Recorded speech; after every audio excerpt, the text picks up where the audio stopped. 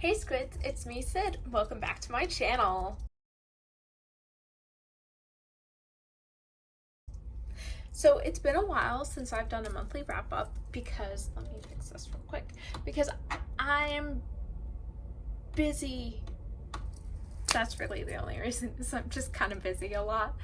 And so I haven't really had a whole lot of time to just sit down and film a video if I'm not like reading or something. But so yeah, I'm going to do my August wrap up. And then at the end of the video, I'm also gonna do my September TBR. Okay, so let's start off with the books that I read in August. I read 15 books in August, and so I will tell you about them. So first is a book that I finished at the very end of August. It's called 19 Claws and a Blackbird by Agustina Bezterrica. This is an Argentinian author. I read 2 of her translated works in August. I read this one and Tender is the Flesh, which is a much more popular book from her, but 19 Claws and a Blackbird is a bunch of short stories. It's actually 20 short stories, so 19 Claws and a Blackbird.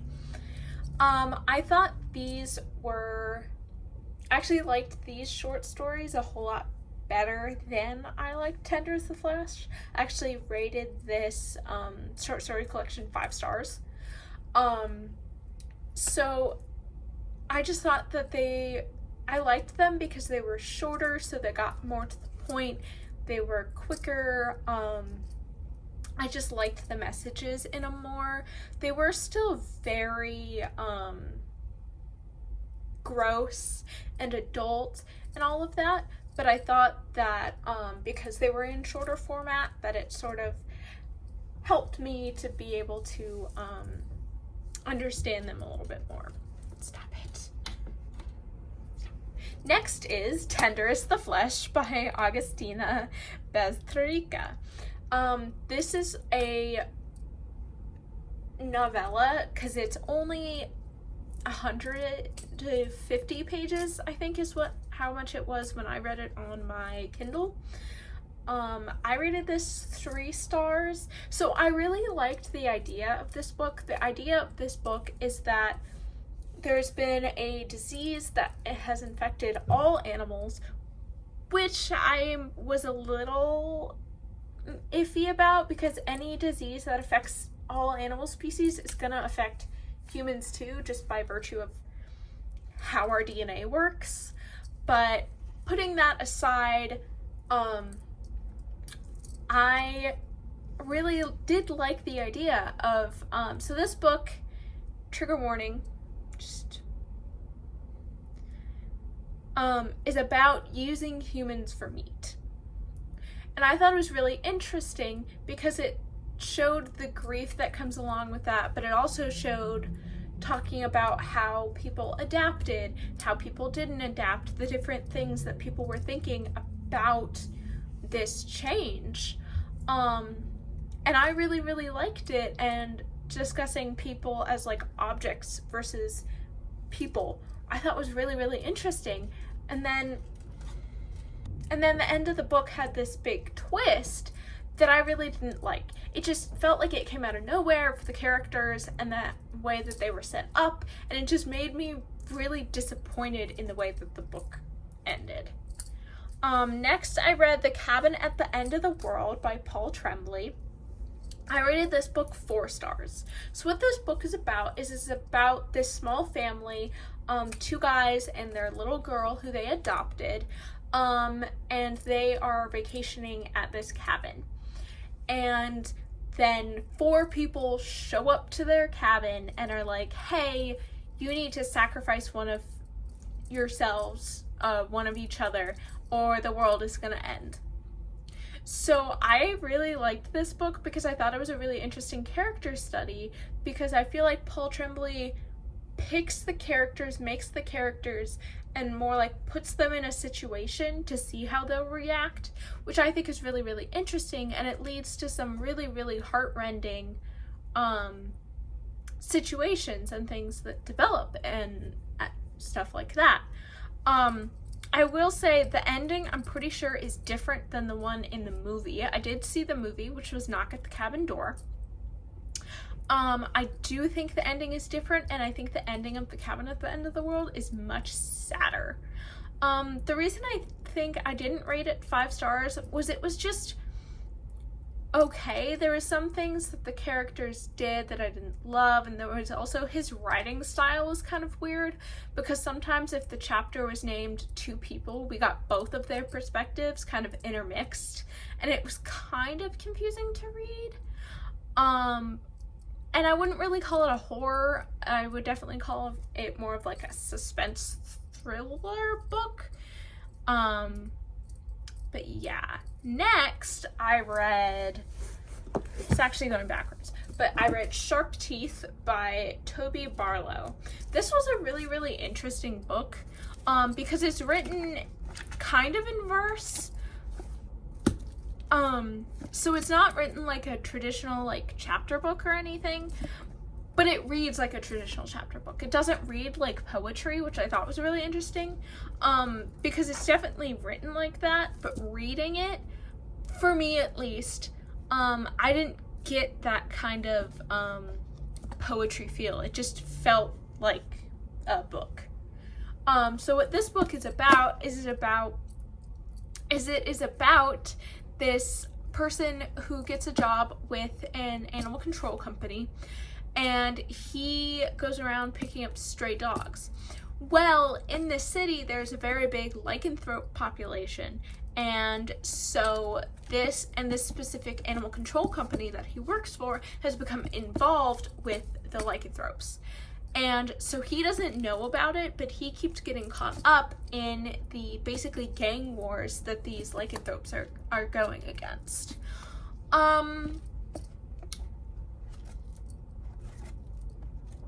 I rated this book 5 stars. I did really, really like it. The characters I thought were really good. The way the story was I thought was very good. It was just really, really interesting, especially with how the werewolf packs were more like gangs than they were like packs. I did think the way the women of the pack were treated were a little bit weird. But, you know, everyone has their own take on werewolves, and I was willing to just kind of let that sleeping dog lie. But yeah, I thought this was really, really interesting, especially how it talked about, like, family, relationships, stuff like that, and love and grief and all of that, and sort of like a different way of doing it. It also, there's so many different plot lines in this that all connect. I'm gonna drop it.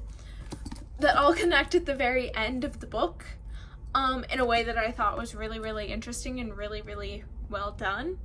Yeah, I really, really liked this book. I did check it out from the library, but yeah, I thought it was really well done and really, really cool. So that was Sharp Teeth. Next, I finally finished The Adventures of Sherlock Holmes. I did read and annotate this. That annotation video is up on my YouTube already. This was just a set of, I don't even remember how many, like,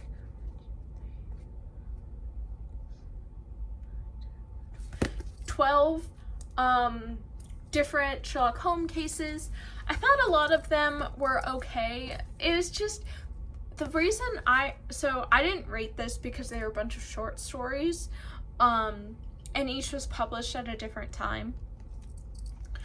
But I didn't like them. I liked them, but I didn't like how short they were, because a lot of the time Sherlock Holmes solves it off the page, because we get the stories from Watson's points of view, which is fine, but Sherlock solves it off page, and then he just kind of explains it to you. And I didn't totally love that, because, you know, I would have rather gone along with Sherlock Holmes figuring everything out to be able to put all the clues together.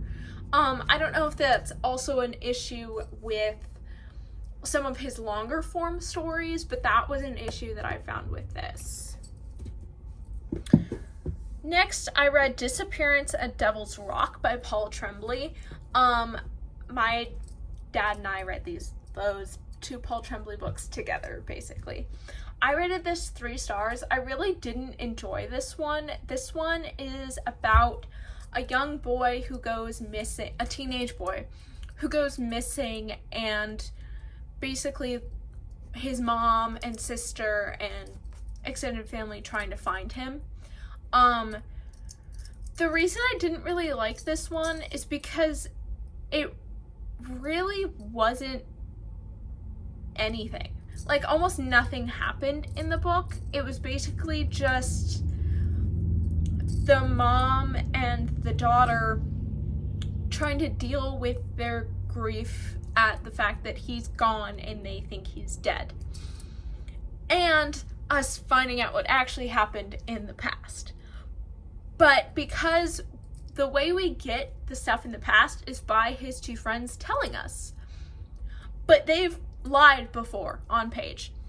So it's very hard to determine whether the stuff that they're telling us that happened actually happened or if they're just making things up. And that really annoyed me because I couldn't tell what was the truth, what was a lie, who to trust, all of that. And then the ending twist took me out of it a lot. I thought it was kind of stupid. I really just wanted more of a deep dive into the grief that the mom and the daughter were feeling, rather than this sort of weird combination between that and these 2 teenagers lying. The stuff that he says the teenage boys do is also very outdated. So that was just really interesting and not super fun to read, especially because it was a little bit on the longer side. Not definitely as long as like some of the books that I read, but it was on the longer side. Next, I listened to Pippi Longstocking by Astrid Lindgren. So this is on my top 100 books poster. That is the only reason why I read it. This is about a young girl named Pippi Longstocking who is an orphan and lives in this house by herself. She gets into a bunch of shenanigans with her neighbors. It's funny, it's silly, it's just, you can tell that it was written, I think it was in the 1940s, you can tell it was written with the language, with some of the topics that they talk about, all of that sort of stuff. It seems silly, it seems interesting. To me, it was really just fine. And that kind of makes me sad because I had heard that it was supposed to be a really cute, really fun story, but some of the topics in it I thought were inappropriate and maybe shouldn't be talked about. I didn't rate it either because I'm definitely also not the target audience for this, so just take everything I say with a grain of salt. Next, I finished The Cradle of Ice, which is book 2 in James Rowland's fantasy series, Moonfall. So this is a continuation of obviously the first story. The first story basically is a bunch of characters get together to try and prevent the fall of the moon. That's this whole kind of series. I rated this 4 stars. I thought it was just a little long for what it was, and he keeps switching back and forth between the characters without letting them really grow. And there were just a whole lot of characters, and I don't think he was able to grasp all of them. The world building was also a tiny bit lackluster because I felt like he was able to see the whole world in his mind, but he either wasn't able to put it all on paper, or the editors told him, hey, no, you know, so it just felt, it was okay. I will read the rest of the series. It definitely got better the more that I read of it, but it was very slow going to start with. But the fantasy element is really interesting, and the way it connects to just like our life on Earth is very interesting.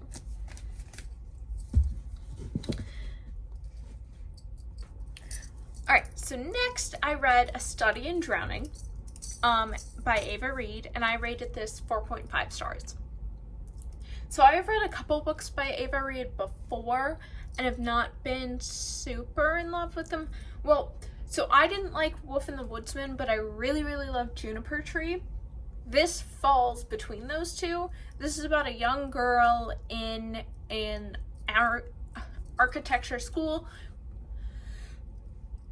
but she wants to be in the literature school.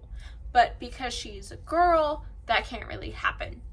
So she wins this architecture contest and is able to go to her literary hero's house to help rebuild, basically.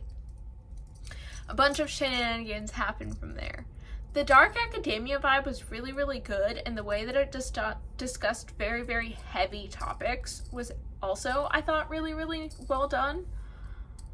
The only iffy thing that I had was some of the characters felt very meh. Also, the world building I felt wasn't fully thought out. Because there is magic in this world, but we don't see that magic really a whole lot.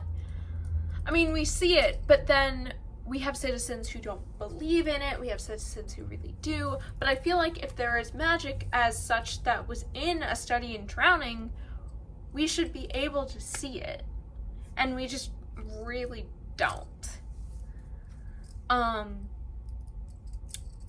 So that was just kind of my thoughts. I did really, really enjoy it. It just hit for me, but some of the actual execution of it I didn't think was the best. Next, I had Death Valley by Melissa Broader. I rated this 4.0 stars. So this book could have been 5 stars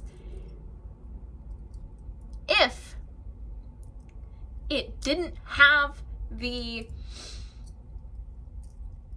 graphicness. So this is about a woman who, her father's in the hospital.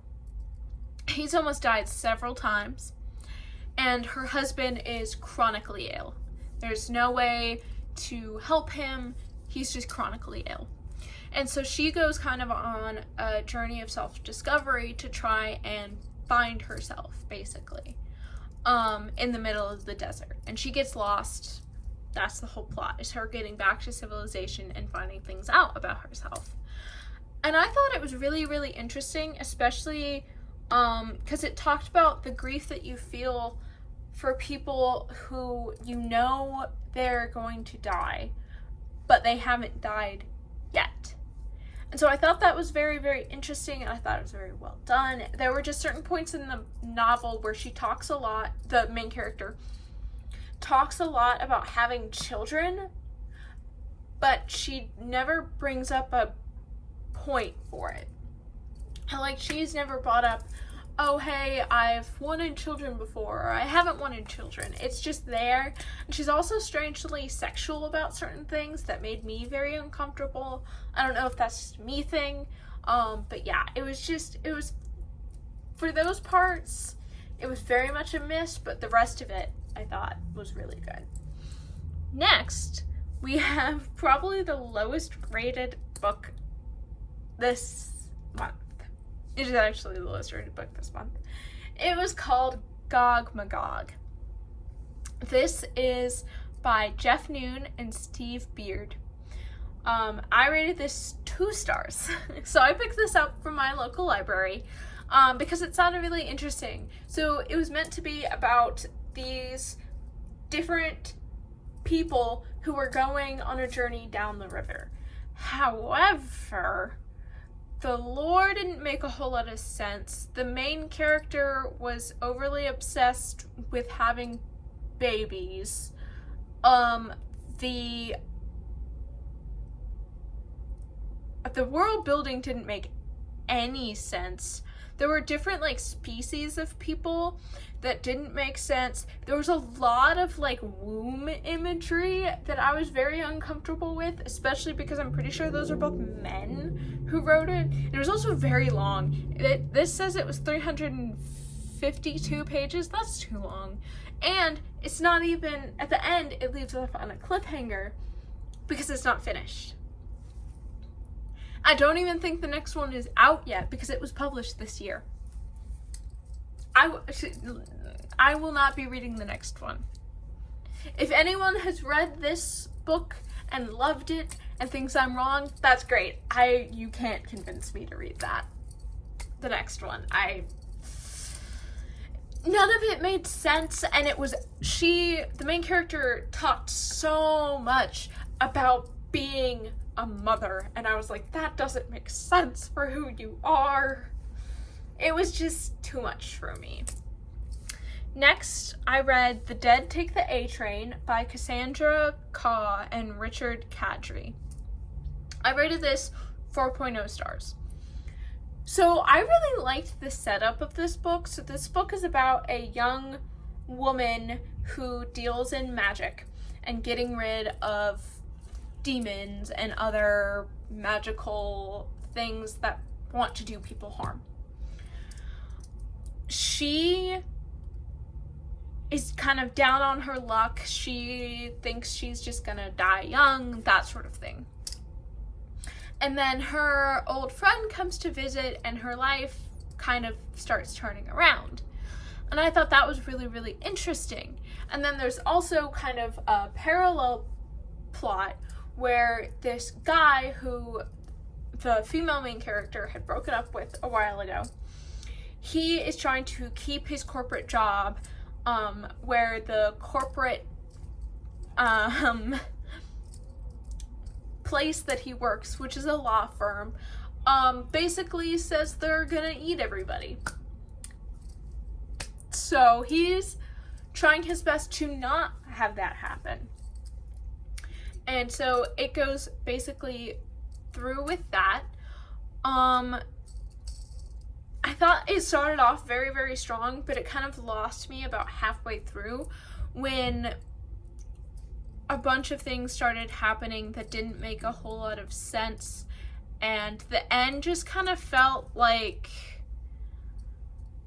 we don't know how to end this, so we're just going to end it this way.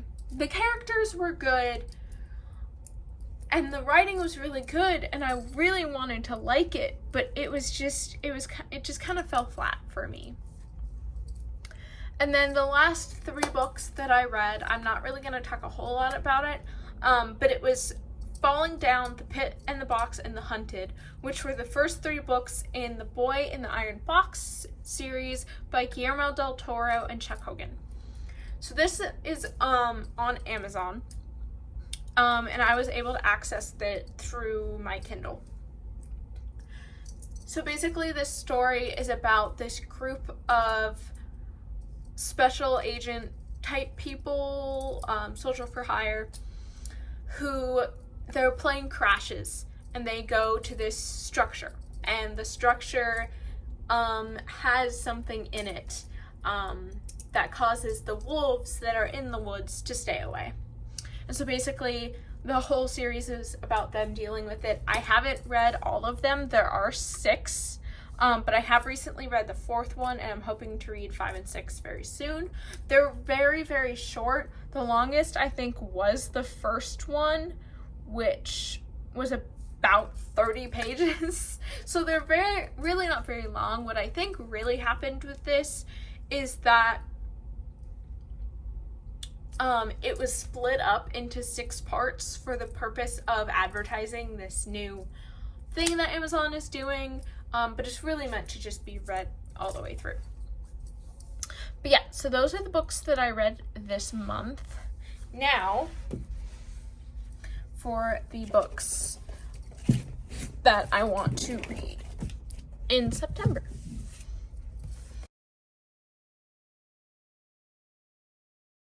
So the first book that I want to read in September is Remarkably Bright Creatures by Shelby Van Pelt.